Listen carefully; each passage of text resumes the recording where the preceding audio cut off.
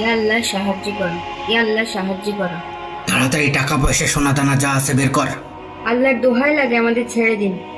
কিরে, টাকা পয়সা বের করলি? না হয় মেরে ফেললাম। আমাদের ঘরে কোনো টাকা পয়সা নেই।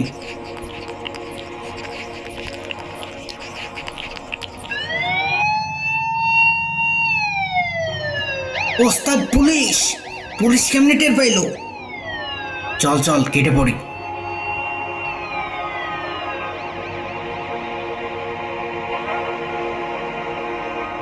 আরে টাকা পয়সা তো কিছুই নিতে পারেনি, এত কান্নার কি আছে তাহলে?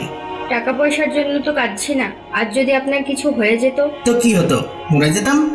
মরে তো যেতেন, কিন্তু যেতেন বেঈমানদার হিসেবে। আপনার সাথে বেহেশতে থাকার স্বপ্ন আমার কোনোদিন পূরণ হতো না। আরে বাদ দাও তো। এখন থেকে তো আপনি অন্তত নামাজ পড়া শুরু করতে পারেন, একটু সৎভাবে ব্যবসা করতে পারেন। এখন ঘুমাও তো।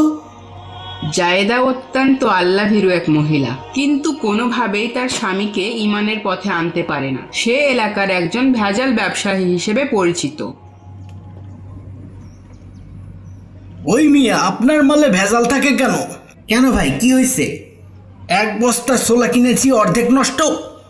ছোলা তো সব ওই রকমই। কে বলেছে? পাশের দোকানের ছোলাই তো অনেক ভালো। আপনার ভেজাল জিনিসের জন্য আমারও লস হয়। নিজে সৎভাবে ব্যবসা করেন না, আবার অন্যকেও কি করতে দিবেন না? আইসে আমার সৎ ব্যবসায়ী। জিনিসপত্রের যা দাম, পণ্যে ভেজাল না দিলে লাভ করব কিভাবে? আর খাবই বা কি? আমাদেরও তো পরিবার আছে।